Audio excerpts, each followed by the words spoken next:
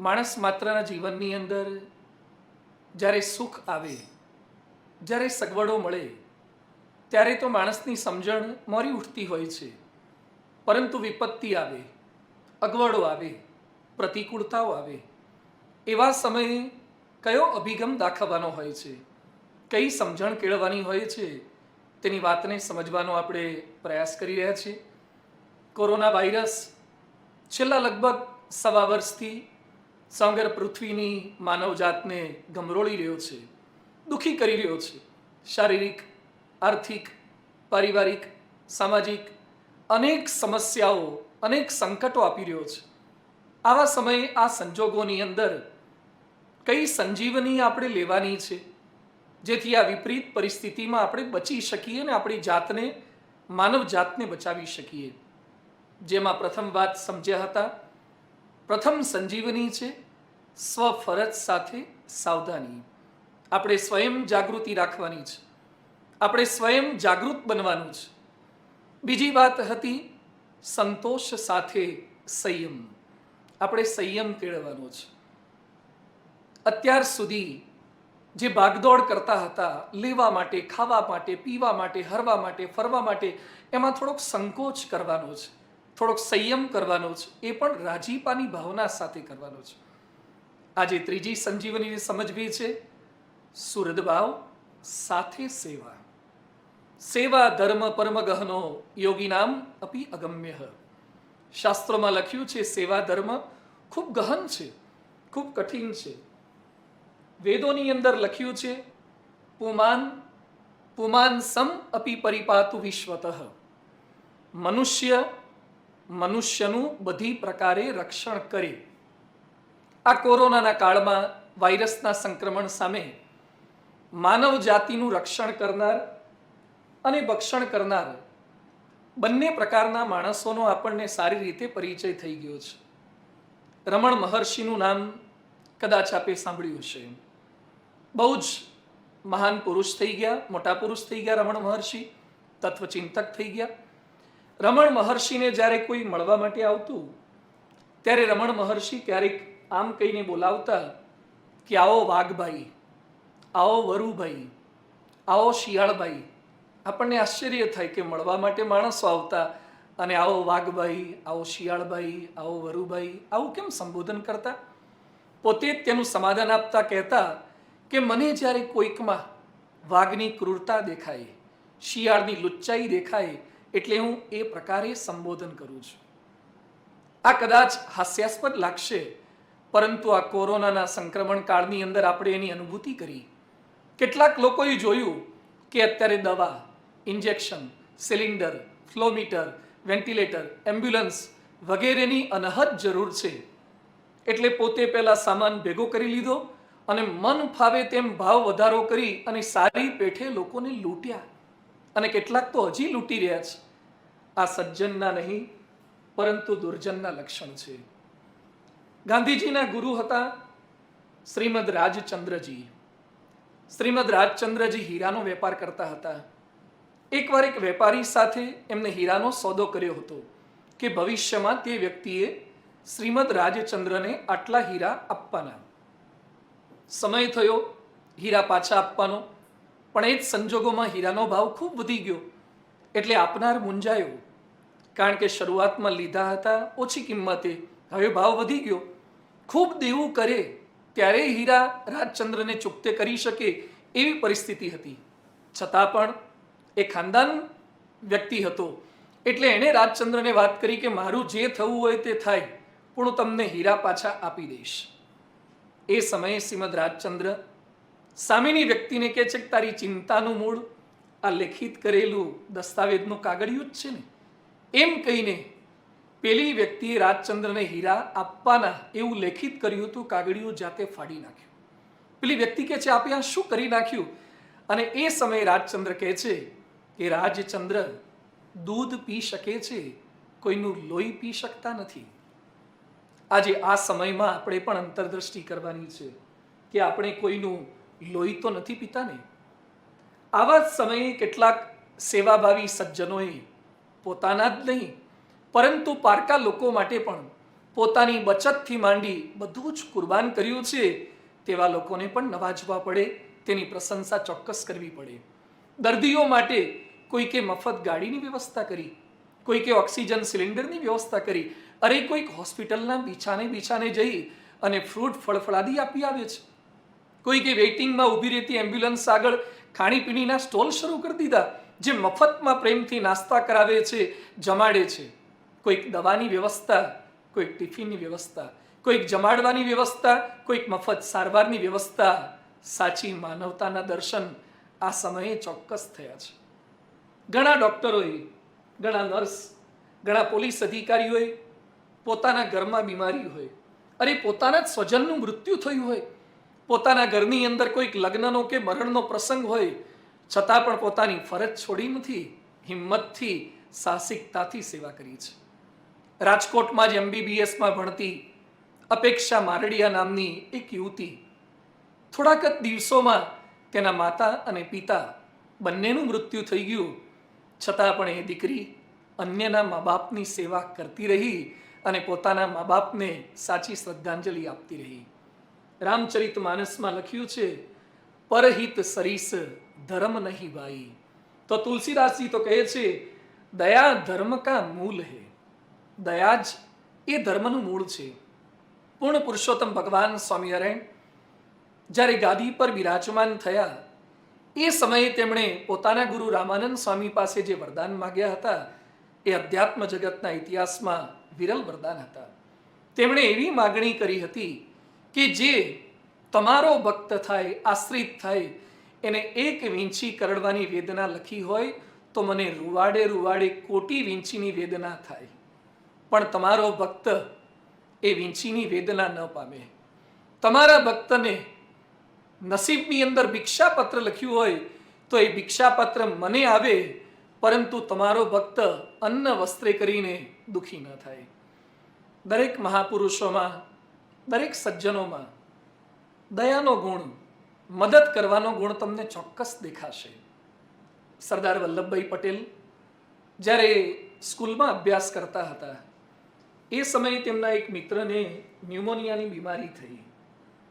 સરદાર પટેલ પોતાના ઘરેથી એના ઘરે જાય, એના ઝાડા પેશાબ જાતે સાફ કરે, પોતાને વાપરવા માટે જે પૈસા મળતા હતા એમાંથી મિત્રની દવા લાવી આપી, એને સાજા કરવાનો પૂરેપૂરો પ્રયત્ન કર્યો.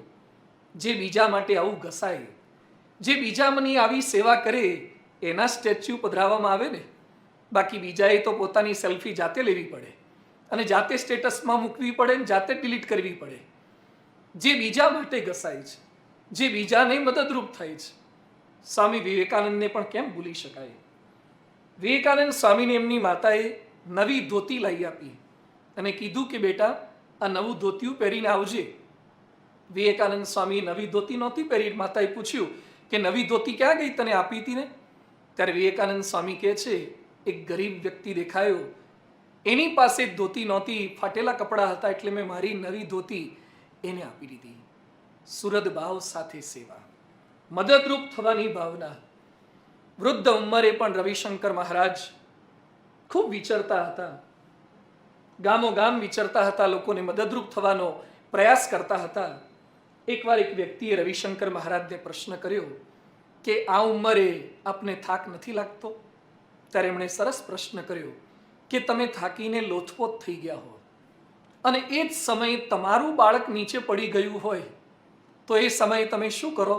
મને થાક લાગ્યો છે, હું ઊંચું નહીં કરું, ઊંચકીશ નહીં, આવો પ્રશ્ન કરો કે મદદ કરો? મેં માનવ માત્રને મારા સ્વજન ગણ્યા છે. In the Joy of others lies hour on, in the progress of others lies hour on. બીજાના આનંદમાં આપણો આનંદ છે. આવું બોલનાર પરમ પૂજ્ય પ્રમુખ સ્વામી મહારાજ 95 વર્ષ સુધી માનવ માત્રની સેવા કરતા રહ્યા. અરે એકવાર મુસાફરીમાં પ્રયાગ ક્ષેત્રની અંદર ગયા હતા, ત્યાં પોતાના બાગનો નાસ્તો આગંતુકોને અપાવી દીધો, પોતાના ચશ્મા એક ભક્તને અપાવી દીધા. સાબરકાંઠાના એક આદિવાસીનો કેવળ એક નાનકડો પત્ર આવે અને હેન્ડપંપની વ્યવસ્થા પ્રમુખ સ્વામી મહારાજ કરાવી આપે.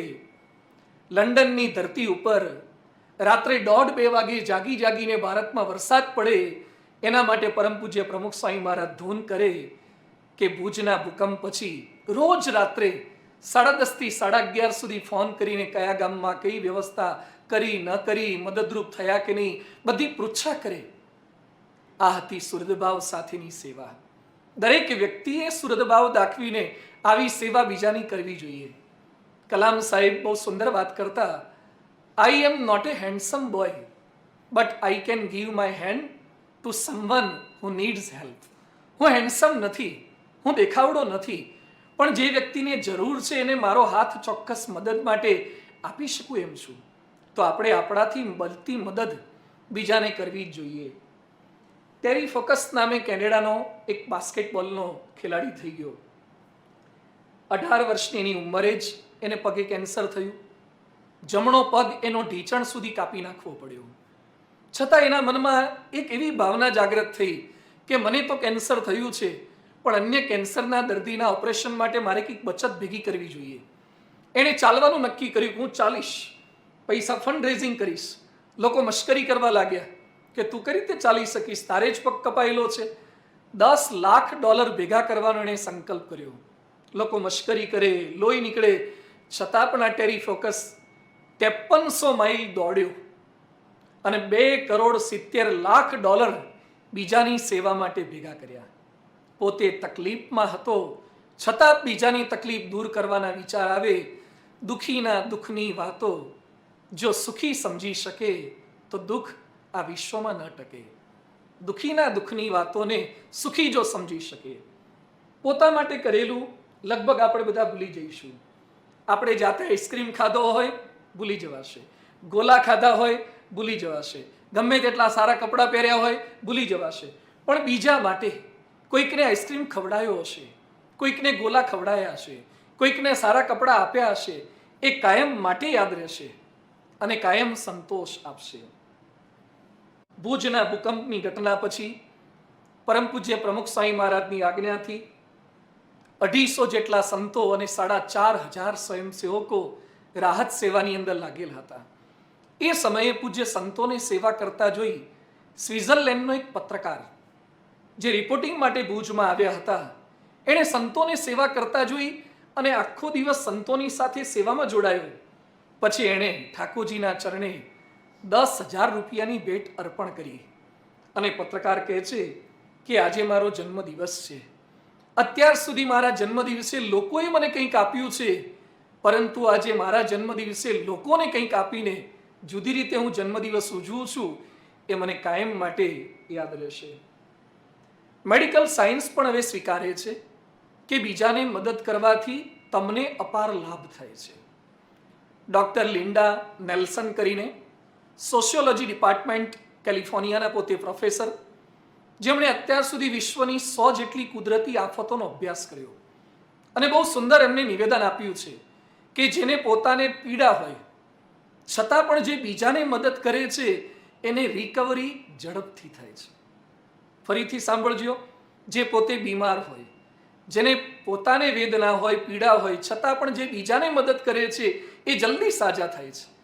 વી realise our survival depends not only on our own happiness but on the survival and the happiness of others.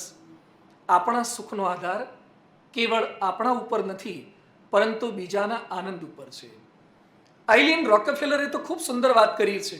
એક નવું સંશોધન કરતા, એક નવું રિસર્ચ એમણે બહુ સુંદર કહ્યું છે. New research shows that doing good for others may be good for your heart, your immune system and your overall vitality. The benefits of helping others people flow back to the helper. તમે બીજાને મદદ કરો છો તો તમારી રોગ પ્રતિકારક શક્તિ વધે છે. બીજાને મદદ કરવાથી એ લાભ તમારા તરફ જ પાછો આવે છે. અમેરિકામાં મિશિગનમાં લગભગ 2700 જેટલી વ્યક્તિઓ પર 10 વર્ષ સુધી સર્વે કરવામાં આવ્યો કે જે વ્યક્તિ સેવા પ્રવૃત્તિઓમાં જોડાઈ હતી તેનો મૃત્યુદર ઓછો હતો અને બધા તણાવ મુક્ત જીવન જીવતા હતા.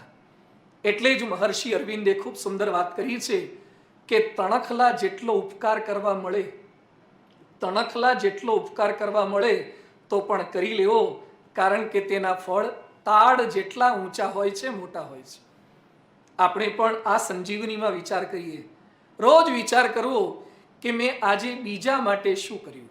સુહૃદભાવ સાથેની સેવા. શું જાણપણું રાખીને આ સેવા કરવાની છે? પ્રસિદ્ધિ કે પ્રશંસાનો મોહતાજ છોડીને મદદ કરવાની છે. દરેકને પોતાના માનીને, જે પોતાના મનાશે તો એના પર ઉપકાર કરતા હોય તેવું નહીં લાગે. હું કોઈકને મદદ કરું છું, કોઈકને આર્થિક રીતે, શારીરિક રીતે, વ્યવહારિક દ્રષ્ટિએ એ ઉપકાર નથી કરતો. ભગવાન જ બધું કરે છે, હું તો ખાલી નિમિત્ત છું. એમ માનીને નિર્માનીપણે સેવા કરવાની છે, સહાય કરવાની છે, તો હંમેશા આનંદમાં રહેવાશે. તો આજે સમજ્યા છીએ ત્રીજી સંજીવની, સુહૃદભાવ સાથે સેવા. આ કટોકટીના કાળમાં, આ વિપરીત કાળમાં, આ પ્રતિકૂળતામાં જેટલા બધાની સાથે ચાલીશું, એકબીજાને મદદરૂપ થતા જઈશું, એટલો પોતાને પણ આનંદ રહેશે અને સાથે સાથે બીજાને મદદ કર્યાનો એક પરિતોષ, એક સંતોષ, એની પ્રાપ્તિ આપણને પણ થશે. તો ચાલો સુહૃદભાવ સાથે સેવા કરતા રહીએ અને મુશ્કેલીને, વિઘ્નોની સામે ઝઝૂમતા રહીએ, આનંદ આપતા જઈએ અને આનંદની અનુભૂતિ કરતા જઈએ.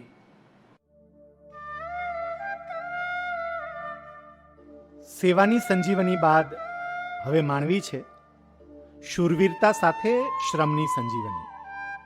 પણ તે પહેલા હર હંમેશ સેવા માટે તત્પર રહેનાર આપણે સૌ, સેવા એ આપણા જીવનનો લય અને મંત્ર કઈ રીતે બને તે વાતને સમજીએ એક મર્મસભર વર્કશોપ દ્વારા. મારો સંકલ્પ, મારી સેવા. એક, જ્ઞાતિ, સંપત્તિ કે ધર્મના ભેદભાવ વિના માનવ માત્રને પોતાના માની મારી શક્તિ અને સાનુકૂળતા મુજબ હું દરેકને તન, મન અને ધનથી મદદરૂપ થવાનો પૂર્ણ પ્રયત્ન કરીશ. 2, ભગવાન જ બધું કરે છે, હું તો ખાલી નિમિત્ત છું, તેમ માની નિર્માનીપણે સૌ કોઈની સેવા અને સહાય કરીશ. 3, જીવ પ્રાણી માત્રની સેવા કરનાર કોઈ પણ વ્યક્તિ, સમાજ, સંસ્થા કે સંપ્રદાય દરેકની સાચા દિલથી પ્રશંસા કરીશ, પરંતુ કોઈની પણ ટીકા કે નિંદા ક્યારેય કરીશ નહીં. 4, મારા ઈષ્ટદેવ અને મારા ગુરુ સમક્ષ ભગવાન સૌનું ભલું કરે તેવી પ્રાર્થના હું નિત્ય કરીશ. 5, મારા લીધે કોઈનું પણ અહિત થાય કે કોઈ દુઃખી થાય તેવું બોલીશ નહીં, લખીશ નહીં કે વિચારીશ નહીં. સંસાર છે સુખ દુઃખનો દરિયો. સંસાર સુખ દુઃખના દરિયા સમાન છે. તેમાં ભરતી અને ઓટ એ સતત આવ્યા જ કરે છે. જ્યારે સુખની ભરતી આવે એ સૌ કોઈને ગમે છે, પણ દુઃખની ઓટ એ કોઈને ગમતી નથી. પરંતુ ઓટની વચ્ચે પણ જીવન ટકાવવું એ વિદ્યા શીખવી તો પડશે જ. છેલ્લા કેટલાક દિવસોથી આપણે પ્રયાસ કરી રહ્યા છીએ આ કોરોના રૂપી ઓટ, આપત્તિની વચ્ચે, આ દુઃખના સંજોગોમાં આપણી જાતને સ્થિર રાખી શકીએ એવી ઔષધિ, એવી સંજીવની શીખવાનો પ્રયાસ કરી રહ્યા હતા.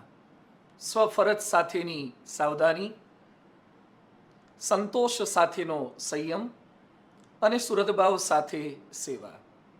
હવે વાત સમજવી છે શૂરવીરતા સાથે હજારો લાખો લોકોને થયું છે, પરંતુ આર્થિક ફટકો પણ ખૂબ મોટો પડ્યો છે. કેટલાયની નોકરી છૂટી ગઈ છે, ધંધા બંધ થઈ ગયા છે, અડધા પગાર થઈ ગયા છે, બીમારીના ખર્ચામાં બચત ખલાસ થઈ ગઈ છે, અરે કેટલાકને દેવું થઈ ગયું છે, સંતાનોના અભ્યાસ કે લગ્ન વગેરેના મોટા ખર્ચા તો હજુ બાકી છે, તેની ચિંતા પણ સતાવ્યા કરે છે. આ પરિસ્થિતિમાં શું કરી શકીશું? ફરિયાદો, બળાપો, આક્ષેપો કે સોશિયલ મીડિયામાં ટીકા ટિપ્પણી? પરિવારમાં ઝઘડા કરીશું, વિરોધ કરીશું, ઉપવાસ આંદોલન કરીશું, સામૂહિક રુદન કરીશું, વ્યસન, આપઘાત? ના ના ના, આ કોઈ સાચા ઉકેલ કે ઉપાય નથી. જેમ વાયરસ સામે આપણે હિંમતથી લડીએ છીએ, એમ આર્થિક વિપત્તિ સામે પણ હિંમત રાખીને સંપીને લડવાનું છે. હવે આવશ્યકતા છે હિંમતની. નેપોલિયન એકવાર એક પ્રદેશ ઉપર યુદ્ધ કરવા માટે નીકળતા હતા. નેપોલિયને સેનાપતિને પ્રશ્ન કર્યો કે બધી તૈયારી થઈ ગઈ છે ને? સેનાપતિ ઉત્તર આપે છે, હા, બધું તૈયાર છે. બધા શસ્ત્રો લીધા છે ને? હા, બધા શસ્ત્રો લીધા છે.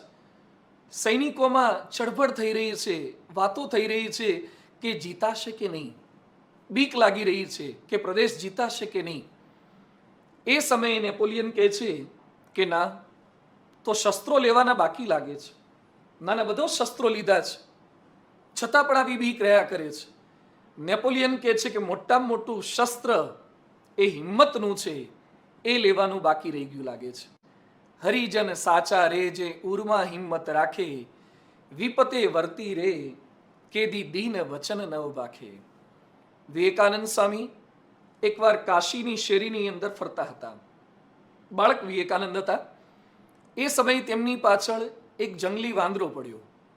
વાંદરાથી બચવા માટે વિવેકાનંદ દોડ્યા. વાંદરો પણ તેમની પાછળ દોડ્યો. જેમ જેમ વિવેકાનંદ દોડતા જાય તેમ તેમ વાંદરો પણ તેમને પકડવા માટે પાછળ દોડતો જાય. રામકૃષ્ણ પરમહંસ આ ઘટના જોઈ ગયા અને રામકૃષ્ણ પરમહંસે કીધું કે વિવેકાનંદ, ઊભો રહી જા, ભાગીશ નહીં, હિંમત રાખી મોઢું ફેરવ, વાંદરા સામે મોઢું ફેરવીને જો. વિવેકાનંદ સ્વામી હિંમત કરીને સ્થિર થઈ અને વાંદરાની સામે જોયું તો વાંદરો પણ ઊભો રહી ગયો અને વાંદરો ભાગી ગયો. દુનિયાના અનેક સફળ મહાનુભાવોને પણ પોતાના જીવનની અંદર મુશ્કેલીઓ આવી છે, આપત્તિઓ આવી છે, નિષ્ફળતાઓ મળી છે, પણ તેમણે ડર્યા વિના એ મુસીબતોનો સામનો કર્યો છે, મુકાબલો કર્યો છે. આજે વાત એ સમજવી છે, શૂરવીરતા સાથે શ્રમ, સાહસ સાથે શ્રમ, આ સંજીવની આપણને કેવું બળ પૂરું પાડશે. મોટું નુકસાન થયા પછી પણ શૂરવીરતાથી જેણે શ્રમ કર્યો છે, મોટું નુકસાન થાય, જેમ અત્યારે આ કોરોના ટાઈમની અંદર મોટા નુકસાન થયા છે, તો મોટું નુકસાન થયા પછી પણ સાહસથી શ્રમ કરવાનો છે. એડિસન જેના નામથી અપરિચિત હોય એવો ભાગ્યે જ કોઈક વ્યક્તિ હોઈ શકે. વિશ્વના શ્રેષ્ઠ વૈજ્ઞાનિક જેમણે લગભગ 1000 જેટલી શોધ આ વિશ્વને ભેટમાં ધરી હતી, જેના નામે અમેરિકામાં તો એક આખું શહેર છે, એડિસન નામનું સિટી છે. સ્ટોરેજ બેટરી પાછળ 10 વર્ષથી તેઓ મહેનત કરતા હતા. એવામાં 1914ના વર્ષની અંદર તેમની લેબોરેટરીમાં જ આગ લાગી. આગે બહુ વિકરાળ સ્વરૂપ પકડી લીધું. 8 જેટલા અલગ અલગ નગરના ફાયર બ્રિગેડના દળોએ આગ ઓલવવા માટે ખૂબ પ્રયત્ન કર્યો. આગ લાગી, એમને વીમો હતો $2,38,000 જ, જ્યારે નુકસાન થયું $20 લાખ. પોતાની આખી લેબોરેટરી પોતાની નજર સમક્ષ સળગી રહી છે. એ સમયે તેમનો 24 વર્ષનો પુત્ર ચાર્લ્સ ખૂબ દુઃખી હતો. ત્યારે એડિસન પોતાના દીકરા ચાર્લ્સને કહે છે, બેટા, તારી માતાને બોલાવો, આવું દ્રશ્ય જોવા નહીં મળે. એડિસનના પત્ની ત્યાં આવ્યા અને એ સમયે એડિસન કહે છે, સારું થયું, આમાં મારી બધી જ ભૂલો જે કંઈ લેબોરેટરીમાં થઈ હતી બધી જ બળી ગઈ, ખાક થઈ ગઈ. હવે હું નવેસરથી શરૂઆત કરીશ.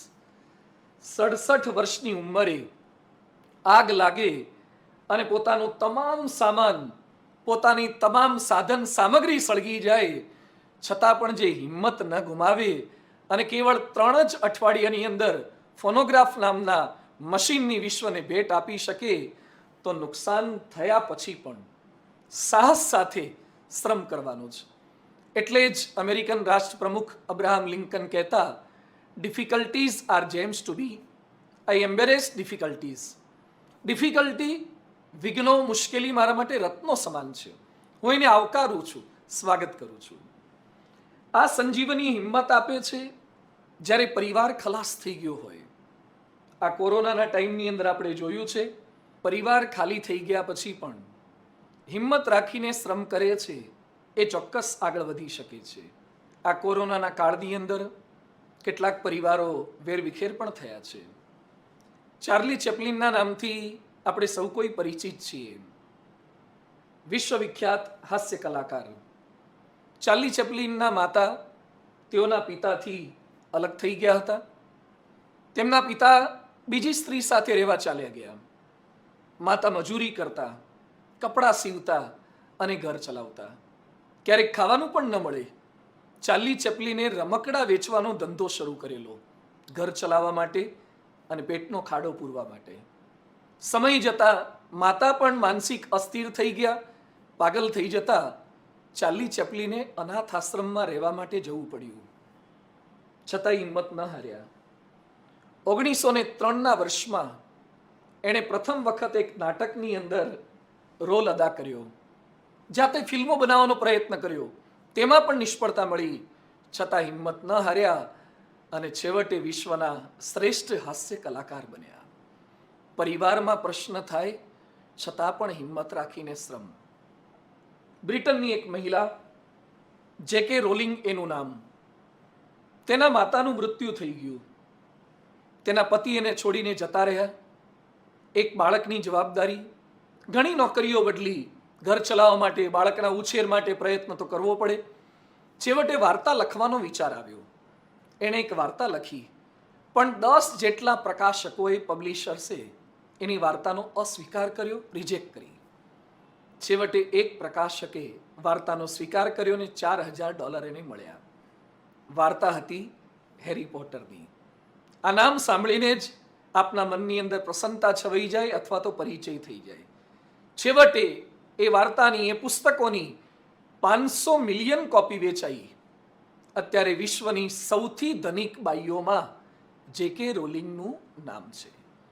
જેના પતિ છોડીને જતા રહ્યા હોય, બાળકને જમાડવા માટે જેણે લેખન કાર્ય કરવું પડે, છતાં પણ જે હિંમત હાર્યા વગર શ્રમ કરે, એ ચોક્કસ કમાઈ શકે છે અને પગભર થઈ શકે છે. આ સંજીવની બળ આપે છે. દેવું થઈ ગયા પછી પણ કોરોનાના સમયની અંદર ઘણા પરિવારોમાં થયું છે. ધંધા ભાંગી પડ્યા, નોકરી છૂટી ગઈ, એટલે કેટલાકને કદાચ દેવું પણ થયું હશે. દેવું થઈ ગયા પછી પણ શૂરવીરતાથી જેણે શ્રમ કર્યો છે એ ચોક્કસ સફળતાને પામ્યા છે. અમેરિકામાં હેરી ટ્રુમેન નામે એક વ્યક્તિ, 35 વર્ષે એણે સોય, દોરા અને બટનની એક દુકાન કરી. 35 વર્ષે સોય દોરાની એક નાનકડી દુકાન કરી, તેમાં પણ ખોટ ગઈ.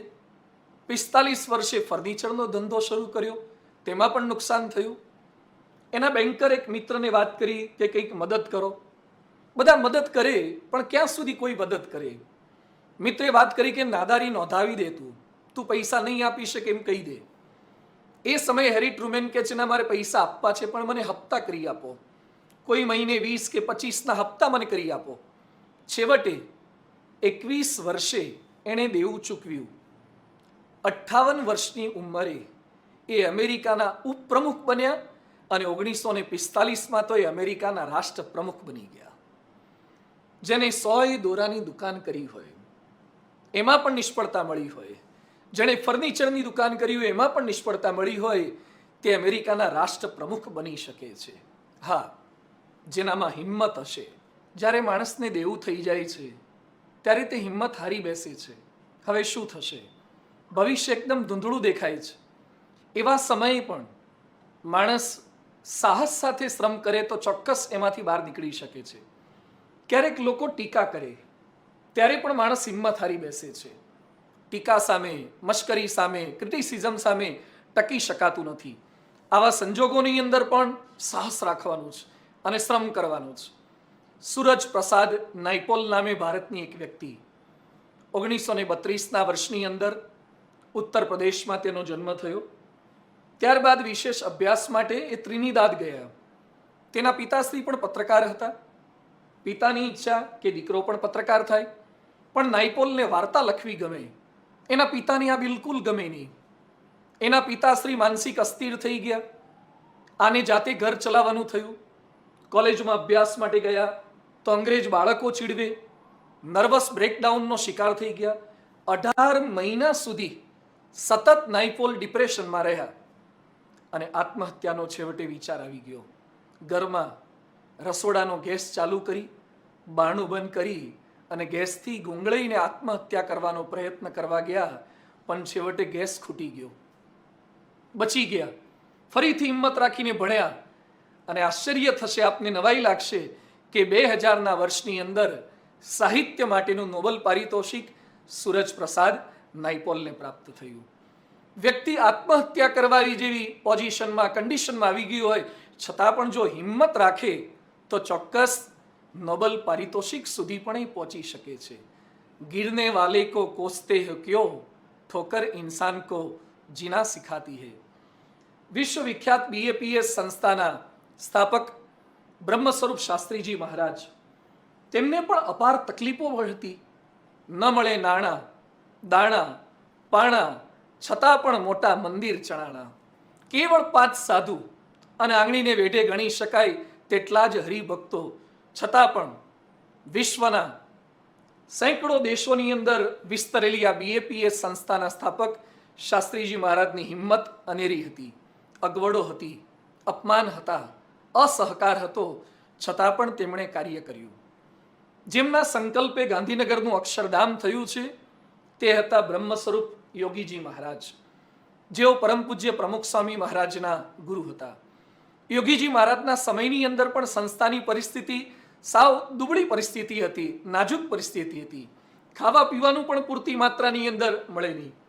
એવામાં સારંગપુરમાં એક શેઠ યોગીજી મહારાજને રસોઈ કરવા માટે તેલનો નાનકડો એક શીશો ભરીને આપી ગયા કે સ્વામીજી રસોઈ માટે, વઘાર કરવા માટે તેલ તમે વાપરજો. 1 મહિના પછી ફરી પાછા આવ્યા અને યોગીજી મહારાજને પૂછે છે કે તેલ ખૂટ્યું હોય તો કહેજો, બીજું તેલ લઈ આવું. અને એ સમયે યોગીજી મહારાજ કહે છે, ગુરુ, શાક વગર વઘાર શેનો કરવો? 1 મહિના સુધી કોઈ શાક ન મળે એવી પરિસ્થિતિમાં પણ યોગીજી મહારાજ કેફથી જ વાતો કરતા. ક્યારે કોઈ ફરિયાદ નહીં. કાઠિયાવાડના નાનકડા ગામમાં પણ જ્યાં પ્રવેશ ન મળે ત્યાં યોગીજી મહારાજ અમેરિકામાં, જાપાનમાં, જર્મનીમાં, આફ્રિકામાં સત્સંગ થશે એવી હિંમતભેર વાતો કરતા. તેઓ હંમેશા બોલતા, બળભરી વાતો મુખે કરવી, મોળી વાત કેદી ન ઉચ્ચરવી. અને વિશ્વવંદનીય પરમ પૂજ્ય પ્રમુખ સ્વામી મહારાજ, તેઓની હિંમત, તેઓના સાહસ, તેઓના શૌર્યને આજે વિશ્વના કરોડો લોકો વંદન કરી રહ્યા છે. જેમણે દેશ અને વિદેશમાં હિન્દુ સંસ્કૃતિના ધામસમા 1100 જેવા મંદિરો અને 1000થી અધિક જેવા સંતોનું નિર્માણ કર્યું છે. તેમના જીવનની અંદર પણ અનેક તકલીફો આવી, અનેક શારીરિક રોગ હતા, અનેક ઓપરેશન કરાવેલા, છતાં પણ ક્યારે મોડી વાત ન કરતા, ક્યારે હિંમત નહોતા હારતા. આજે વિશ્વના કરોડો લોકો જે દિલ્હીના અક્ષરધામની મુલાકાત લઈ ચૂક્યા છે, એ દિલ્હી અક્ષરધામની જમીન પ્રાપ્ત કરવા માટે પરમ પૂજ્ય પ્રમુખ સ્વામી મહારાજે 32 વર્ષ સુધી ધીરજ રાખી હતી. જમીન મળશે જ, અક્ષરધામ થશે જ. કારીગરો અને પથ્થરોની ખેંચ છતાં 5 વર્ષમાં અક્ષરધામ પૂરું કરવું જ છે. તો અનેક વિઘ્નો આવ્યા, અનેક પ્રશ્નો આવ્યા, છતાં પણ સ્વામીજીએ કાર્ય પાર પાડ્યું. લહેરો સે ડરકર નૌકા પાર નહીં હોતી, કોશિશ કરને વાલો કી કભી હાર નહીં હોતી. असफलता एक चुनौती है, इसे स्वीकार करो. क्या कमी रह गई देखो और सुधार करो. जब तक ना सफल हो नींद चैन की त्यागो तुम, संघर्ष का मैदान छोड़कर मत भागो तुम. कुछ किए बिना जय जयकार नहीं होती, कोशिश करने वालों की कभी हार नहीं होती. જે પ્રયત્ન કરે છે એ ક્યારેય હારતા નથી. એકવાર એક ગામની અંદર એક ખેડૂત પોતાના ગધેડાને લઈને એક જગ્યાએથી બીજી જગ્યાએ જતો હતો. ગધેડો પણ વૃદ્ધ હતો, માંદો હતો. એવામાં શરત ચૂકથી એક અંધારિયા કૂવાની અંદર ગધેડો પડી ગયો. કૂવો પણ અવાવરું હતો, ઊંડો હતો. ગધેડો પડી ગયો, બહાર કાઢવો કઈ રીતે? ખેડૂત છેવટે હિંમત હારી ગયો કે બહાર તો નીકળે એવો નથી, એના પર માટી કે કચરો નાખી દઈએ, એને સમાધિ જ આપી દઈએ, એટલે મને ચિંતા ન રહે કે ગધેડાનું થયું શું. એટલે જાતે પ્રયત્ન કરીને કચરો ને માટી ને બધું તગારા ભરી ભરી અને ગધેડાને કૂવામાં દાટવા માટે નાખવા ગયું. 20-25 તગારા નાખ્યા હશે. પછી એમ થયું કે જોવું તો ખરો કે ગધેડો કેટલો દટાયો છે. જોયું તો ગધેડો બિલકુલ દટાયો નહોતો. ગધેડાને દાટવા માટે જે કંઈ માટી કે કચરો નાખતા હતા એ જાતે ખંખેરી અને ફરી પાછો એની ઉપર આવી જતો હતો.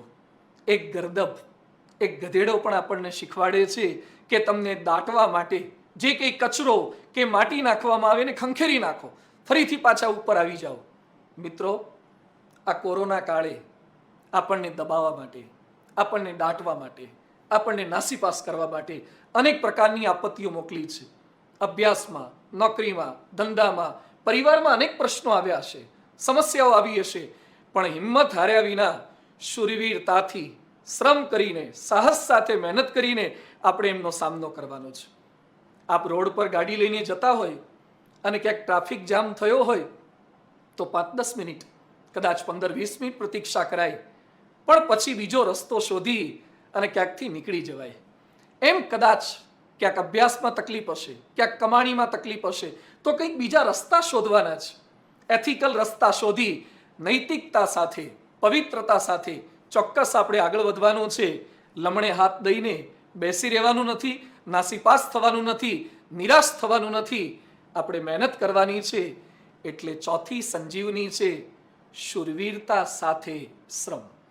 જે શૂરવીરતા સાથે શ્રમ કરશે એ કોરોનાની આપત્તિની અંદર પણ કંઈક રસ્તો કાઢી શકશે. એ દેવું થઈ ગયું હોય, નાસીપાસ થઈ ગયા હોય, હિંમત હારી ગયા હોય, કદાચ પરિવાર વેરવિખેર થઈ ગયો હોય, છતાં પણ ચોક્કસ આ સંજીવની શૂરવીરતા સાથે શ્રમ એ આપણને ઉજળો માર્ગ બતાવી જ આપશે.